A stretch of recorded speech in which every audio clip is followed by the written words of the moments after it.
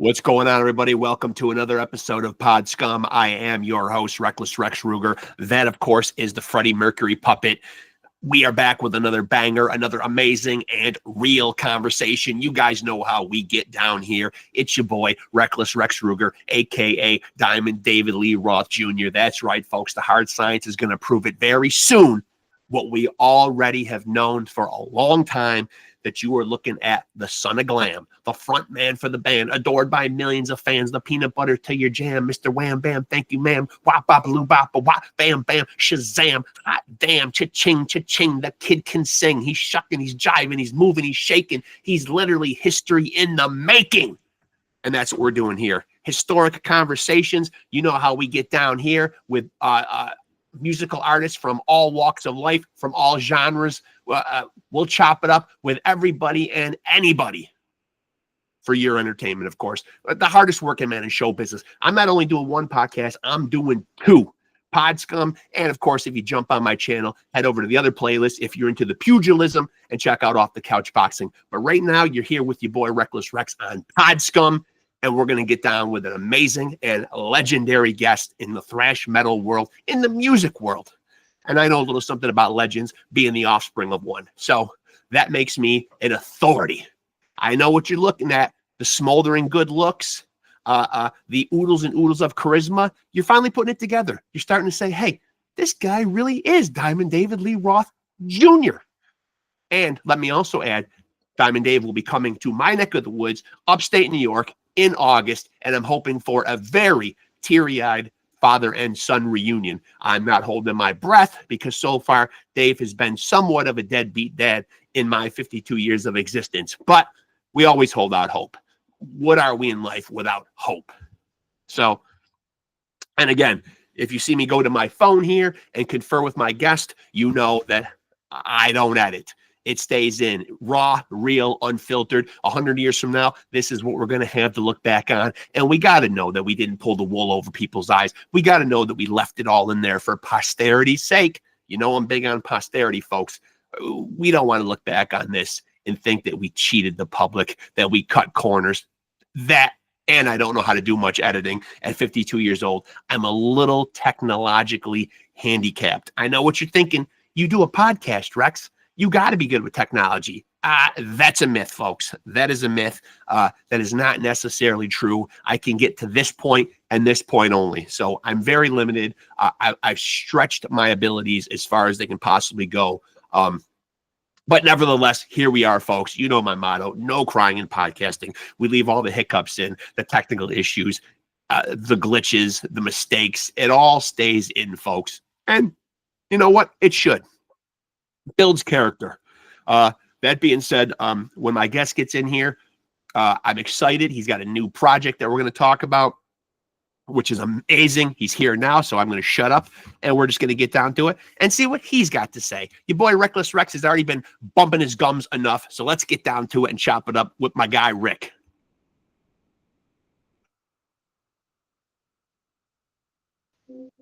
Yeah, and I am not one of those guys, Rick. I am not one of those guys who is not going to get it right because I got it right the first time. It's Rick Hunolt. Wait, give me 1 second. Dude, I forgot all about this. I'm right in the middle of practicing. Hold on 1 second. Absolutely, my friend. Absolutely.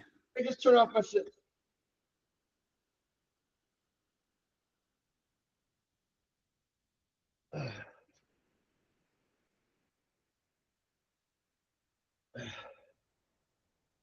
See that Rick Hunolt is doing the rock star thing, which I very much appreciate. Just late enough to be a rock star. Just late enough. All right. And I understand that from my inherited greatness of being Diamond David Lee Roth Jr. I understand that. I know how to play the rock star game. Hey, forget about it. Yeah, forget about it. And so, Rick, seriously, always an honor to have you on and to chop it up with you, man. And I want to dive right in, man, because it's exciting, man. You have literally put together, I don't know if you put it together. You'll tell us how it got put together, I'm sure. But more or less a Bay Area super group. Yeah, you know, that's what some people are calling it. We really don't like that term, but whatever, dude. No, I hate it too. It is awfully pretentious. It really is. It's super pretentious for the super group. Yeah. It's just a bunch of dudes that have been around since dinosaurs, bro. You know what I mean? Yeah. Who've been playing thrash for their whole lives, who just got together and said, dude, let's do this. You know what I mean? Who extends the olive branch though? Because you guys are all legendary. I feel like in the thrash metal scene, especially in your own way. Who plants the seed for this idea? Let me lay it down. So, Doug Piercy and Tom Gears, the bass player, were in Blind Illusion. Yep. For like 5 years, they're doing this band. They're doing great, and all of a sudden, it just kind of evaporated. It just wasn't working out. So, Doug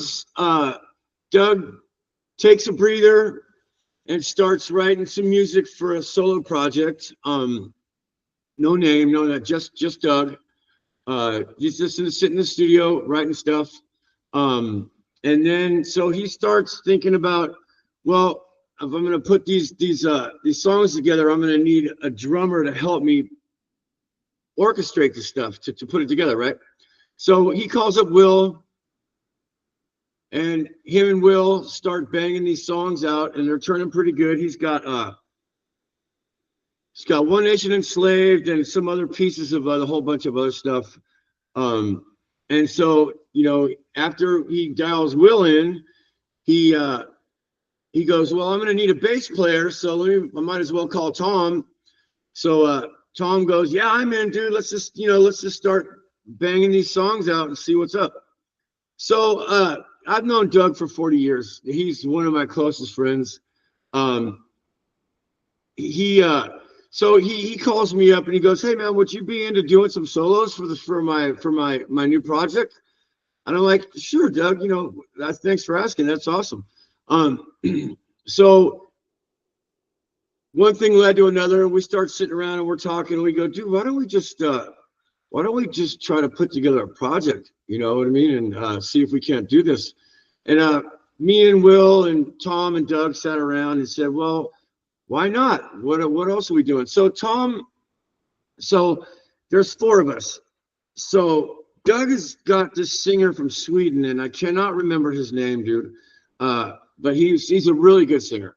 He's just not really thrash and he's not really what we were looking for. I don't know how Caton came up in the situation, but Caton's name came up, and Caton Rexx played in a show up where in my hometown, Lakeport, California, last summer. I think it was last summer, and we all played together. I did a couple guest songs with Blind Illusion, and Caton and Rexx came up for the night. It was a killer gig, and then so after Blind Illusion fell apart, Doug was like, man, let me just go ahead and give Caton a holler and see what's up with him.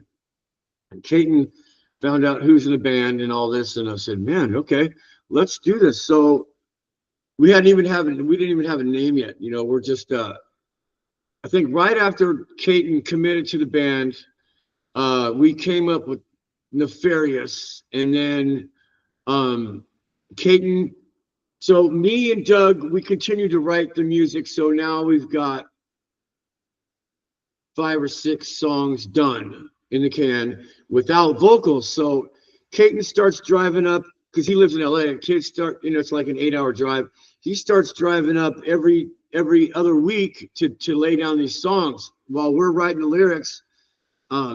He comes up, lays down 2 songs at a time, 2 maybe 3 songs at a time, and then goes home and works out the other stuff until we were done, and it's turned out fantastic. But we're super happy. And so what's the creative process like specifically? Like, I know you're saying you guys are working out the music or whatever. Is it collaborative? Everybody's got their hands in these songs? Yeah, pretty much. Well, me and Doug, okay, so me and Doug write the music, write the riffs, and then Doug, and because Doug lives in San Francisco and so does Will, Doug and Will, I will send Doug riffs and song ideas and whole songs over the internet, right? Because I'm sitting in my own studio right now. Yeah. So and then him and will get in the rehearsal studio down in San Francisco, and they'll put them together, right, until it's done. And as exciting as a new project is, you know, before I forget, I want to touch on and get an update, and you know, so fans know where you are with DIEHUMANE, another great project you were involved in. Yeah, absolutely. That's still going. We got new music coming out in the fall. We decided to wait until the Nefarious album dropped and did its thing for the summer, and we got some shows booked. And we got new material, DIEHUMANE, and that's going to be dropping in the fall, out on Worm Group. And do you like being in like multiple groups? Like, are you a guy, like sometimes I'll talk to guys on here who will be in, I don't even know where they find the hours in the course of a day, 2, 3, 4, 5 different projects sometimes, man. Are you one of those guys that likes to be busy? Well, no, I am busy because I took a hiatus, a long hiatus, like years and years and years I didn't play. Right. So this has helped me get my chops back. You know what I mean? Yeah. It's like I was practicing to the album right now, and I forgot. I looked at my clock, and I'm like, "Oh my God, it's 12:03!" I can sit up and go. So yeah, no, I'm in 2 bands, and that's cool. Will is in like 5 or 6 bands. Dude. Yeah. You know, I'm always astonished by those kind of guys. They amaze me. It's his brain. I think he's just got some kind of superpower where he can just memorize all these parts. I really don't have that superpower, and I have to work pretty hard at it. You know what I mean? Because I'm not getting any younger, and you know, whatever. But I just have to work a little bit harder. That's all. It's no problem. I'm having a blast, dude. I'm having a blast. And so what are we to expect, you know, because, you know, and I don't need to tell you this, the music landscape has changed so much. People aren't putting out, I feel like in the metal world, you still see bands putting out fully realized, fleshed out, you know, full albums. What would you guys do? The LP route, the EP route? No. It's a full album. It's 8 songs. It's over 45 minutes. It's a full album. It's bona fide OG Bay Area old school thrash metal. Yeah, that's what it is. That's what we want to do. That's what we do. So it's going to be, what's the date today? Today is the 17th. The 17th. So I believe July 1st will be the focus track of the album called Addicted to Power. Will drop along with a video. And then the album, actually the whole album drops July 18th, right? On Hectic Records, and then the record release party is July 19th at the DNA in San Francisco. And now, having heard the song One Nation Enslaved, you know, you hit it on the head. It certainly is old school Bay Area thrash, but it does sound very progressive. And I mean that in terms of, like, you guys are really, really showing off your chops and playing amazing. Well, I appreciate that, dude. Yeah, it's pretty good. I think One Nation is great, but I think honestly the rest of the album. So, and then after One Nation, we dropped Master Plan, right? So Master Plan is definitely the slowest and most unheavy album song on the album. You know, we wanted to drop that second just to give the fans a little taste of like the diversity of the music that we're doing. Yeah. But the rest of the album is freaking fast and it's freaking heavy. Yep. And what should fans expect in terms of, you know, because you guys do all have, you know, other projects and other bands, like, will Nefarious be out playing live in support of this album? Absolutely, 100%. That's our goal, to get on the road and tour, just like, yeah, absolutely, 100%. No doubt. That's exactly what we want to do. And I would be remiss if I didn't have you on here and ask about your former band, Exodus. Rob Dukes back in the band. What do you think of that move? Well, you know, look, Steve Zetro wasn't happy. He wasn't happy, you know, and it was taking a toll on Gary and Tom and Lee. Yeah. I love Zetro with all my heart. He's one of my greatest friends. But it came to that point in the band where sometimes it happens, man. You know, sure.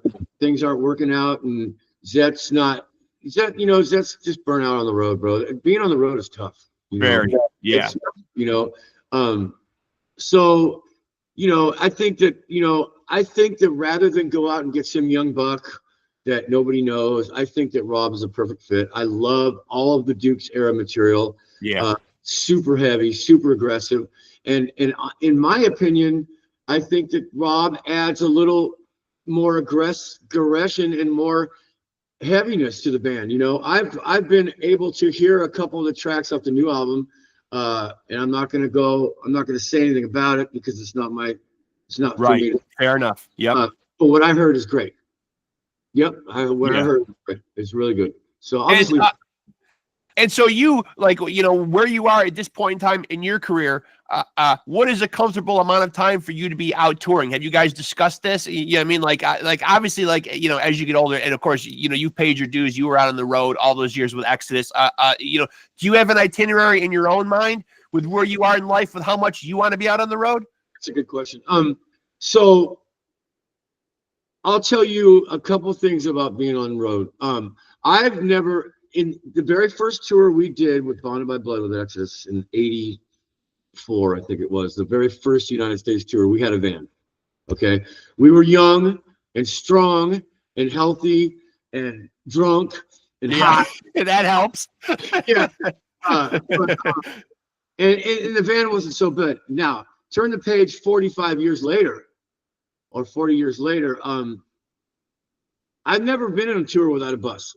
So a bus adds a whole bunch of comfort zone to a tour. Yeah. I'll tell you that. You have a place to sleep when you get off stage. You can chill.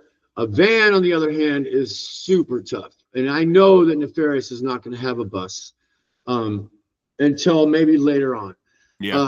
And what will happen is if we do get a bus, we'll be sharing the load with another band. Right. So that makes it more cost effective. And it helps. The bus it's a game changer, really. Yeah. But that being said, I think that we will be able to work this out. If we get a good van, a Sprinter van, and hotels every night, I think that will be doable. You know. Yeah. You know, we just can't spread the shows out too far because we don't want to be driving 10 hours at night, all night long with no sleep. Right. You know, we'd like to check into a hotel, get some sleep, take a shower, and then go to sound check the next day, right? You know, so we'll see what happens. I want to tour. You know, I haven't toured in a long time. I want to play some shows. I want to play. So we'll see. I know it's going to be tough. I know it's going to be a lot tougher than it was when I was younger. But that's okay. I'm a really mellow person. I don't complain a lot. So, you know, as long as I have food, sleep, Yeah.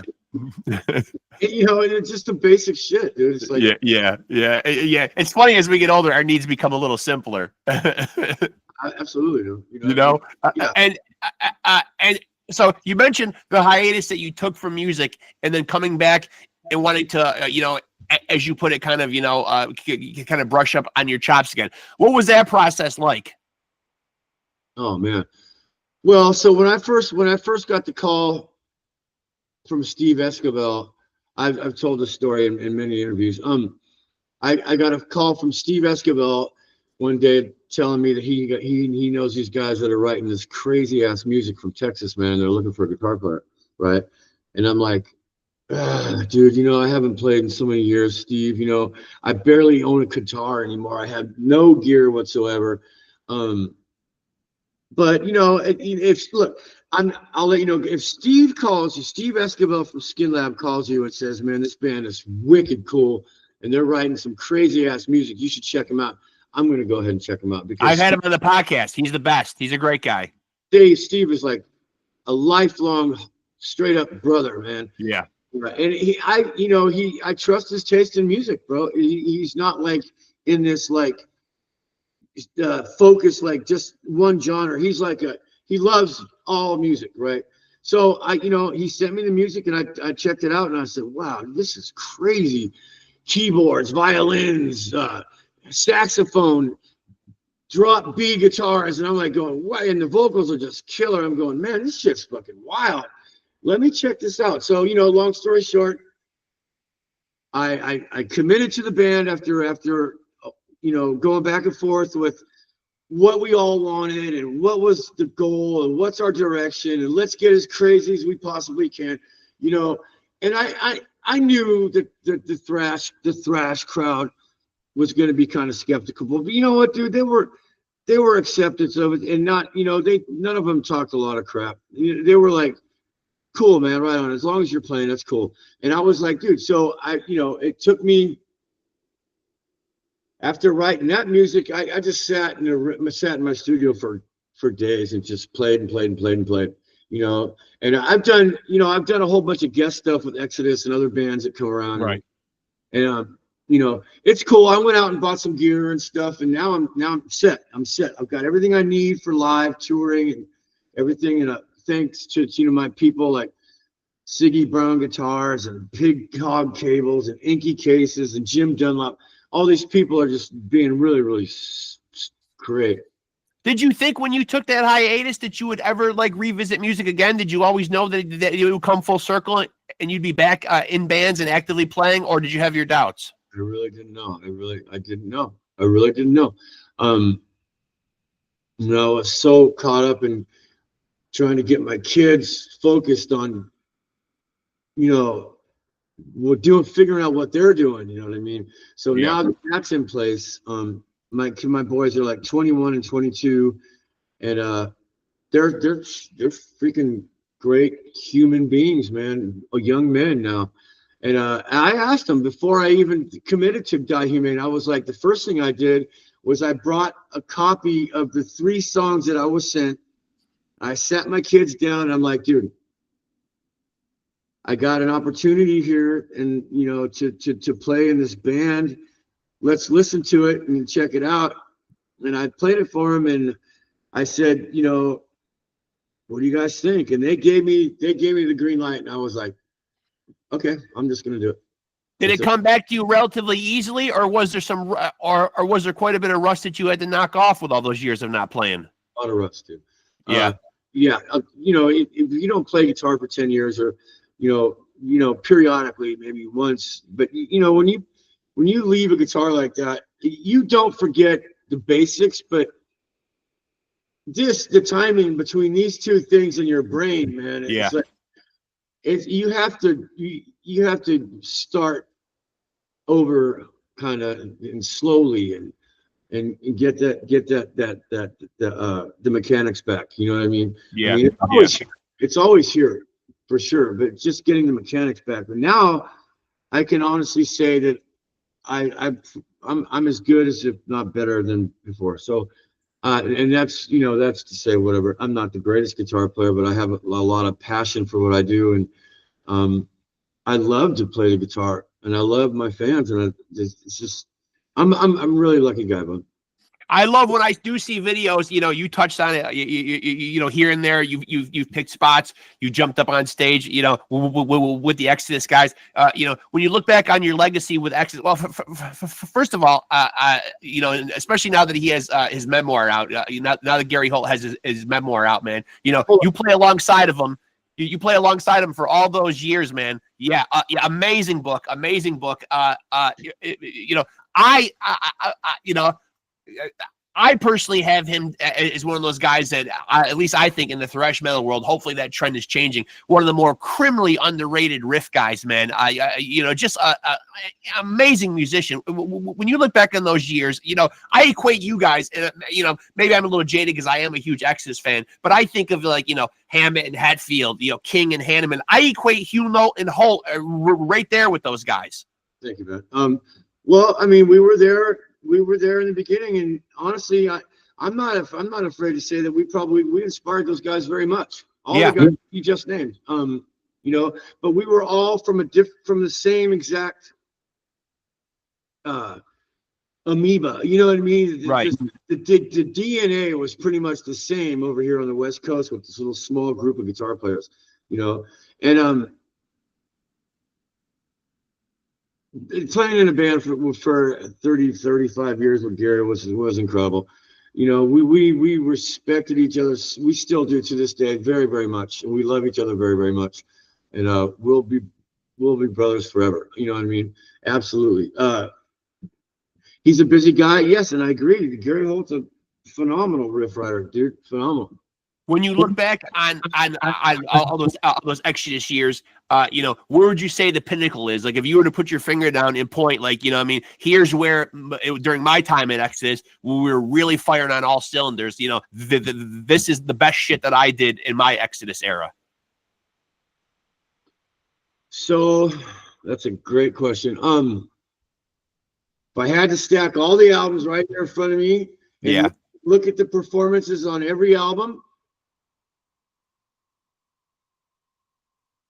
Okay, well, because there's if you're talking lead guitar, I'll tell you something. I'm gonna have to pick Tempo of the Dam okay, as far as lead guitar and rhythm guitar playing, because I was a really sick human being during that recording session. mm-hmm. I could feel that my time with Exodus was coming to an end, and it was devastating, dude. So, and when I go back and I listen to those solos, dude, it's just like, holy shit, man! I could feel the pain. You know what I mean? In my soul, dude, I could feel it. And some of the solos are just, in my opinion, some of the best stuff I've ever recorded.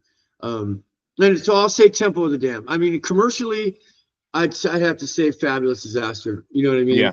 Yeah. As far as like commercial success with Toxic Waltz and you know, the Headbangers Ball tour, and you know, but and then as far as groundbreaking, I'd have to say Bonded by Blood. You know? Yeah, I mean? absolutely. Yeah. So, but there's different, you know, there's different categories in with the way I look at the catalog and go, wow, you know. But you can hear the emotion in your playing the most in Tempo of the Dam, though. Absolutely, 100%. Yeah. That's my opinion. Yep, because I was, for sure. I could even see your demeanor even change when you thought back to that period of time. Yeah. Brutal, though. But yeah. And so what's your individual creative process like now? Like, when you're going to get a guitar in your hand, you know, where does inspiration like usually strike you throughout the course of the day? Are you one of these disciplined guys that goes in a room and sits and treats it like a job, or do you just let the creativity, the sparks just kind of come throughout the day and you just stop and deal with it when it happens? Another great question. So right now, this day, this is the last. Okay, so we finished the album a couple weeks ago. Actually, it was mixed, written, mixed, mastered, done. Vocals, everything done. Put it on the shelf. Now I have to go back and get that music tight. So it's a whole different process, you know. Yeah. Writing and performing it is two different things. You know what I mean? Because when you write it in pieces, right? So, and solos, you know, you don't go in there and knock out a solo in one take. You know, sometimes I have done that before. But it's very rare when you knock out a solo in one take. So I have to go back and relearn the stuff that we just recorded. You know what I mean? And the stuff that I write is real easy. The stuff that Doug writes is, you know, and when I say relearn it, dude, I mean, when we say learn a song, I mean, it's not just learning the song. It's like every little nuance of the rhythm guitar, like every stroke and every grind and every downstroke, and to the point where it's got to be perfect, bud. You know what I mean? As perfect as we can get it. So that's like, you know, that's a whole different thing. So now we got a show in about a month. I come to the studio every day in the morning and I play every song, maybe once, maybe twice. If I make a mistake, I'll stop, go back, start the song over, and then play it again. You know, and that's what I was doing right in the middle of this. So, you know, and I'm ready to go. I mean, if we had to play a show tomorrow, I could play it tomorrow for sure. I mean, it'll be in a month. But who was your guy when you got into guitar, man? What was the guy that whose playing made you want to pick up a guitar? In the very beginning, it was Eddie Van Halen. Yeah. Bar none. Yeah. No question about it. After that, after wanting to learn the guitar and actually then getting a guitar and then trying to learn the guitar. So wanting to learn and actually learning is a completely different thing. Right. Yeah, it sure is. It takes a lot of commitment and dedication, dude. And honestly, I didn't go to a lot of parties when I was learning how to play guitar. I sat in my room for a long time. for when I was 16 to like from 16 to 18, you know, learning how to play chords and actually play rock, heavy metal guitar. And then I joined Exodus, and then the learning curve went from here to up here. You know, it's just like, woof. I learned so much when I joined Exodus, man. It was insane. But Eddie Van Halen for sure. And then, you know, as you go along, you get inspired by so many different players. I mean, the list is endless, bro. Endless. But it's starting with Eddie. And when you guys played it, and when you guys played in Exodus together, I mean, like obviously you and Gary had that incredible bond, being able to play off of each other. Was there at all competition amongst the two of you, even on a friendly basis? Well, of course it was. Yeah, but you know, but me and Gary, we had number one, we had respect. Number two, we had love for each other. So it was like and the creativity was like, okay, so I joined Exodus and I found my niche right away because I didn't use a bar and I didn't use a wah-wah pedal. I had no bar and no wah-wah. So that was Gary's niche, you know. And if I just said, okay, I'm gonna let Gary do all the bar, except for I did some during Fabulous, very little though, very little. I'm gonna let Gary take that lane. He can play with the bar and he can do the crazy solo, the crazy wah and bar stuff. And I'm gonna go ahead and just try to play more of the more melodic type, play to the song type lead guitar. You know what I mean? So and we had our spot. That was it.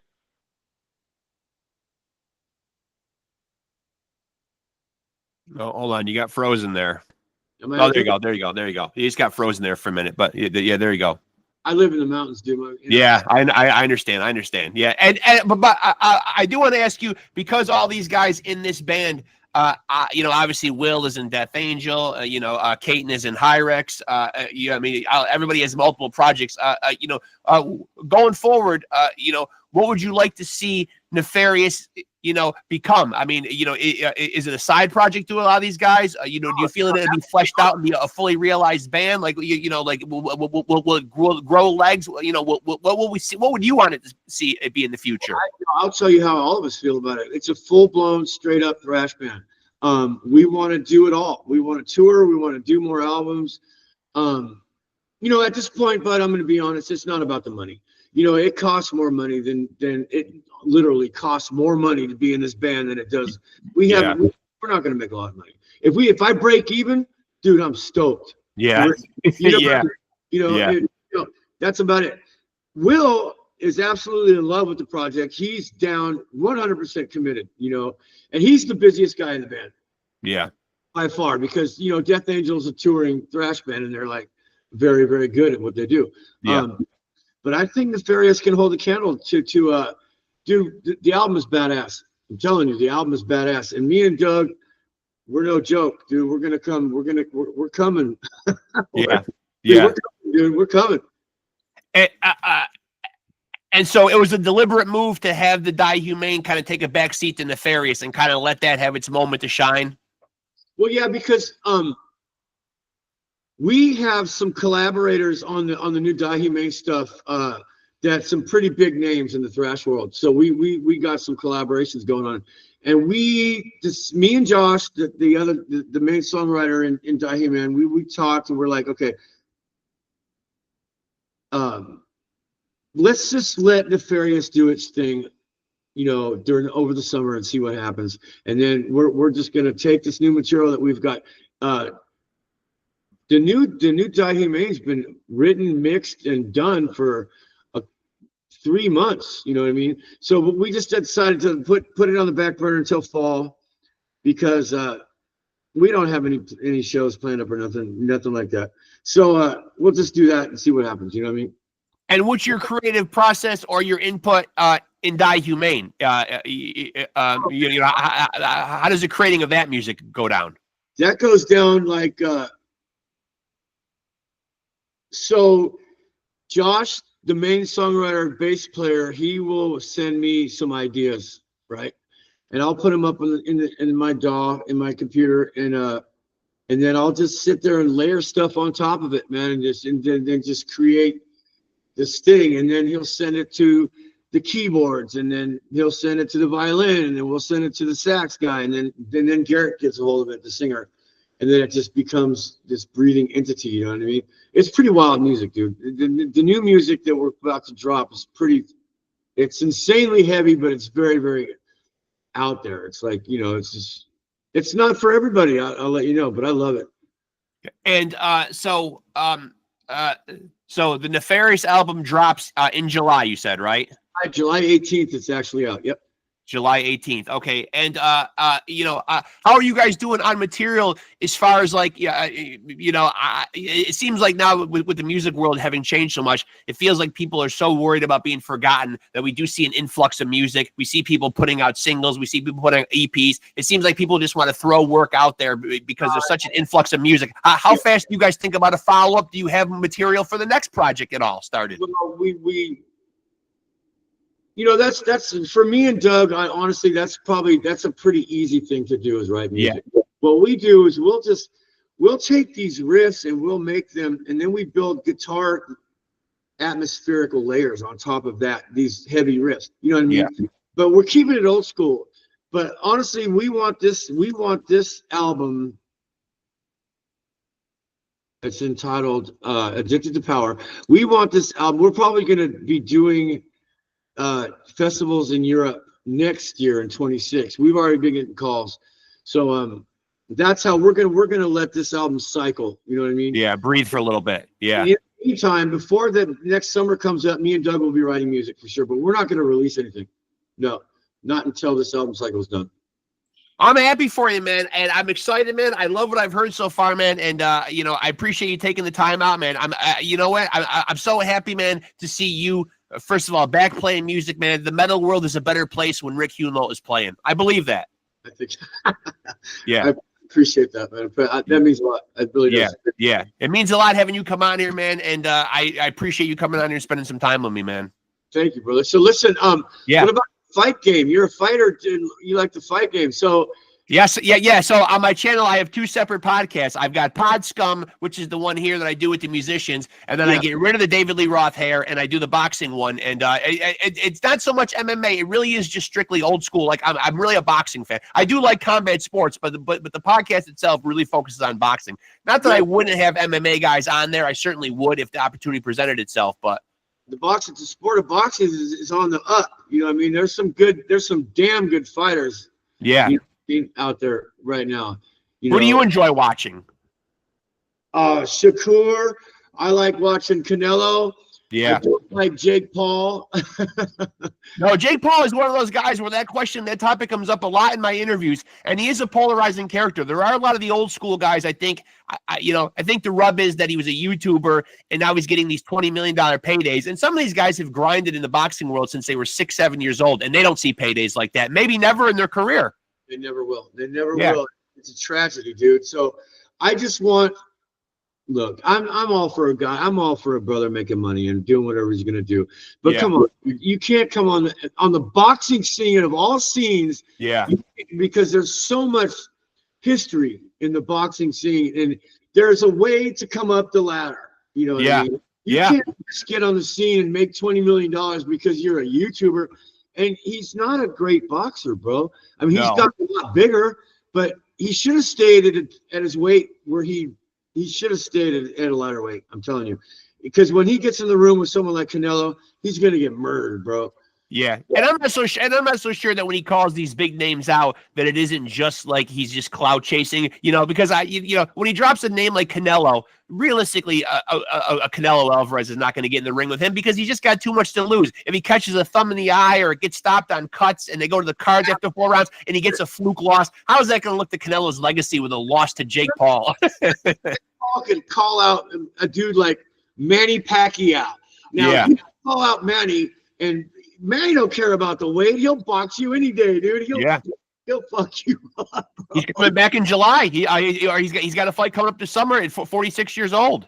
I know, it's crazy. I don't want to. I'll watch it because I'm a huge Manny Pacquiao fan. Me too. the dude is just a straight warrior. You know, his resume is insane. You know, and any boxer that he stepped in the ring with will tell you that Manny Pacquiao is a freaking beast, bro. Yeah, he is. He is. 8 weight classes. I mean, I don't know. I don't think you're ever going to see anybody do that again. You know what I mean? And still be able to carry that success and that skill set, you know what I mean, through all those weight divisions. That's rare. That's rare. It's rare. That's rarefied air right there. And when I asked the Jake Paul thing, you know, most people who do have good things to say about him, you know, it's usually that, you know, he has brought a little more eyes to the sport, where sometimes it is fledgling. Sometimes, I mean, he's brought, but I don't know if those eyes are good eyes. You know, a lot of them are casual eyes. You know what I mean? Like, they're not hardcore fight fans. You know, he has started a promotional company, and he's gotten a lot of the women boxers and people on the cards that he puts on. He has gotten them paid. I'll give him credit there. But he, as a boxer himself, I think when it comes right down to it, and I usually ask people, you know, fighters that I have on, do you respect him and see him as a fighter? I know he's trying to make us think he is. He trains like one. He lives like one. Most guys will give him credit to the point where they say, all right, I respect him. Anybody that steps through those ropes, I respect. But nobody sees him as a guy that's ever going to wear a world title around his waist or get very far. He's not a threat. He's not a world boxer. Yeah. So there's to it. Boxing is something that you have to be. Boxing is like soccer and hockey. To be competitive in a world-class situation, you have to and golf. You have to have been playing this sport since you were like 5 years old. Yeah. You know what I mean? You can't be with these skater hockey guys. They've been skating since they were 3 years old. Yeah, you know muscle memory. It is better than they walk, bro. It's like, yeah, you're right. I know. Yeah, it's insane. You know what I mean? And that takes, and soccer too. You know, and soccer. You know, boxing is one of those ones where, like, you know, unless you've got God-given talent like Cassius Clay or, you know, someone like that, you're not going to be a world-class boxer. That's all. And I certainly don't want to believe, no matter what age he's at, that Jake Paul ever climbs through the ropes and beats Mike Tyson. I don't care if he's 50, 60, 70 years old, man. You know what I mean? So that really rubbed me the wrong way, too. And I understand that Mike, you know, you said it best. People are looking for a paycheck. You know, Mike wasn't great with his finances throughout his career. He got ripped off by Don King. He made a lot of bad investments, you know, this and that or whatever. But what we saw that night, I mean, just ruined my whole childhood. I can't see Mike Tyson lose to a Jake Paul. So what's your opinion? You think he was holding back? Yeah, absolutely. And there's people that have done videos on YouTube, like, where they broke it down, you know, even to the point where, like, there's a couple times where, like, where you can research this on your own on YouTube, where there's a couple times where, like, Jake, like, you know, threw punches, and you know that the muscle memory is there. And like, Mike could have went for that counter. He held back. There's even videos of him actually doing a thing where he's biting his gloves. And people were saying in the comments section, he might have been doing that to remind himself to hold back. You know, I saw that the whole time. I was really tripping on why he was doing that. Yeah. Yeah, I could, you know. And then there were rumors going around that if he, you know, that if he let the fight go X amount of time, you know what I mean, that the pay got bigger and more substantial the longer he, you know, quote unquote, carried Jake Paul. The no knockout clause. Yes. Yeah. Oh shit. You know, I'm happy that freaking Mike got a payday. He got $20 million. He needed that money. You know what I mean? Yeah. There is nothing more terrifying than Mike Tyson in his prime, bro. No, I know. And the thing was, when he was training for that fight, he was putting up terrifying training videos where he almost looked like the old Mike Tyson. So to get in there on the night and not be able to perform, and then, you know, suddenly he's training for 6-8 months and he looks like a beast, almost like the Mike of old. And then he gets in there on the night, and suddenly Father Time catches up with him coincidentally on that night. It doesn't add up and feel very good. Well, honestly, I think Mike's the only one that really has to live with that. So yeah, he does. Yeah, he does. Yeah, he's got to live with the loss to Jake Paul. I hope it was worth it. I hope the money was worth it. Otto wouldn't have let him do that. Huh? I said his old coach wouldn't let him do that. Oh no, Cuss would be rolling over in his grave. Yeah. Yeah. You know, that man was. There's a lot of. He was a big part of Mike Tyson's. Yeah. He was the whole Mike Tyson story is pretty freaking incredible, bro.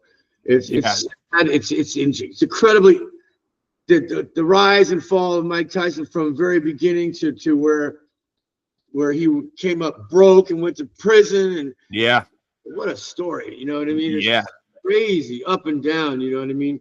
I mean, I think people forget, you're right, how terrifying he was when he was like a teenager. He was beating up grown men. I mean, he was absolutely terrifying. And if you remember him early on in his career, he would just come out with the towel, the black shoes with no socks, no entrance music. I mean, I think guys were terrified in the ring, and they almost lost psychologically before he even stepped through the ropes. They were terrified. You couldn't fight him because his style was so unorthodox. Yeah. He's short. Yeah, he is very short. I've seen him in person. Yeah. Yeah, I know. Yeah. Fucking haymaker, that overhand right over, but then he'll break your fucking ribs, dude. Yeah. I seen him annihilate, just like you said, just world-class boxers, like in one round. Oh yeah. Back in the days, yeah. Well, like I remember being a teenager, and me and my friends would get the pay-per-view, and you'd be pissed. You'd look forward to it all night, and then he'd be done in like 50, 60 seconds. Every time. Yeah, I know. I mean, he was a brutal human being. It's just a phenomenal fighter. It's amazing. All right, dude, that's crazy. Yeah. Listen, man, I really enjoyed this, man, and I'm glad we got to chop it up a little bit at the end about boxing, man. It's always nice, man. If someone gets me going down the road of boxing, man, I better shut up, because we could be here talking thrash and boxing all goddamn day. I love the sport of boxing. It's yeah. Great. All right, brother. Well, anyway, if I can shake your hand, I'll be shaking your hand. Yeah. I appreciate you doing this, man. I'll send you the link when it's up, dude, and for sure, share it around, man. It's always great catching up with you, man. July 18th, Nefarious. I can't wait. Yeah, nefariousband.com. Yeah, I'm pumped. Appreciate it, Rick. We'll talk again soon, my friend. After the record comes out, we'll get on here and we'll do this again, man. Thank you, bro. Good talking to you, brother. Thank you. And there he goes, folks. Literally thrash royalty. The Bay Area's own guitar legend, Rick Hunolt, who has a great new project, Nefarious. And, of course, as he said, he's still doing DIEHUMANE. And fellow boxing fan, so that warms the embers of my heart.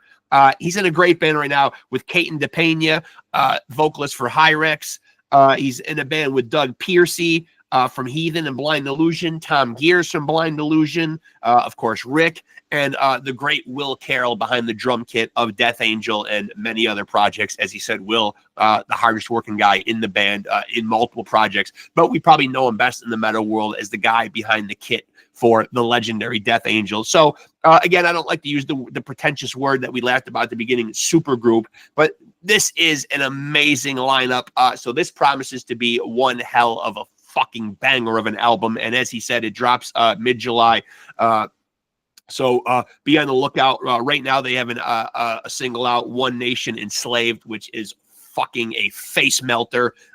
Go check that out on all streaming platforms. I believe there's a video for it as well. And keep on the lookout for new music dropping from Nefarious.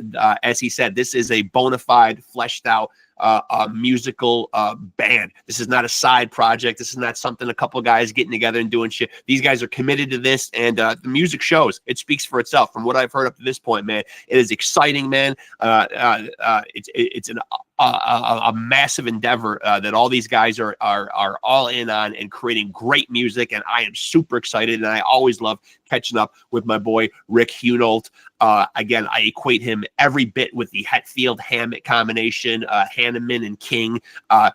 All throughout Exodus's career, at least his stint in it, Hunolt and Gary Holt are every bit that dynamic duo in the thrash metal world as far as, dual guitar players in a band. So always a pleasure to have him on. Again, my sincerest thanks to Rick Hunolt. Fashionably late, which, as the offspring of a rock star, man, I love that, man. I respect it, man. Hey, do the rock star thing, man. Be about it, man. Be fashionably late. I don't care. I'm sitting here playing Yahtzee on my phone waiting for him to get in here. No biggie. No biggie. I love it, man. And you know what? I'll always wait for the legends. So, hey, another great episode in the book. Hope you guys dug that episode. And make sure to like and follow PodScum on Facebook for updates on new episodes when they're dropping and who will be on them. And, of course, PodScum and Off the Couch Boxing, we share a Facebook page, two separate podcasts. As Rick so generously pointed out, yes, there's a boxing podcast on the channel as well, Off the Couch Boxing, for all your pugilistic needs, great boxing content, and of course PodScum for all your music, arts, and entertainment. content. So again, you'll get updates on both of those podcasts on one Facebook channel, and of course, or one Facebook page, I should say, and the YouTube channel. If you're on it right now, like, subscribe, smash the notification button to stay tapped in. And again, 2 separate playlists, Off the Couch Boxing and Pod Scum. Get tapped in, stay tapped in. This is where amazing conversations happen. You know how we do it. We're all over the board with it here. We're talking about this, we're talking about that. You never know where the conversations are going to go. That's how we do it here on Pod Scum and Off the Couch Boxing. So make sure to stay tapped in. And remember, guys, there's only one way to live. There's only one motto to live your life by, and that is take it from the king of sleaze. Perk your ears up and remember to take it easy and keep it sleazy.